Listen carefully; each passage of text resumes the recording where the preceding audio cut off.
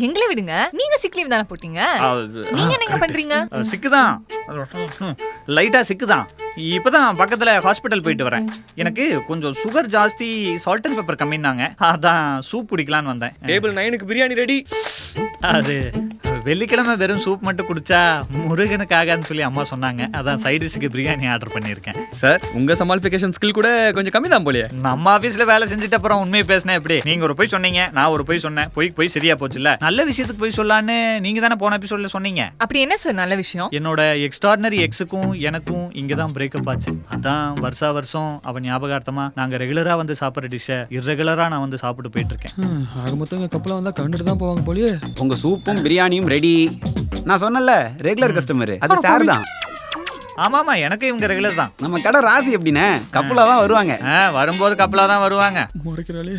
தனியா தனியா தனியா தனியா தனியா தனியா தனியா ஒரு நிமிஷம். தனியா தனியா தனியா எங்க போறீங்க? ரெஸ்ட் ரூம் இந்த பக்கம். தனியா ஒரு நிமிஷம் இரு தனியா. நான் நீங்க சொல்றேன். எங்க போறீங்க? சார், இன்னொரு பிரேக்கப் ஸ்டோர்ல பாடி தாங்க சார். நான் போய் சமாளிக்கிறேன். தனியா, ஐயோ போறாளே. இதோட ஃபுல் வீடியோ பார்க்க ஹேண்ட்லிங்க் கீழ இருக்கிற இந்த ப்ளே பட்டன் சிம்பிளை கிளிக் பண்ணி பாருங்க.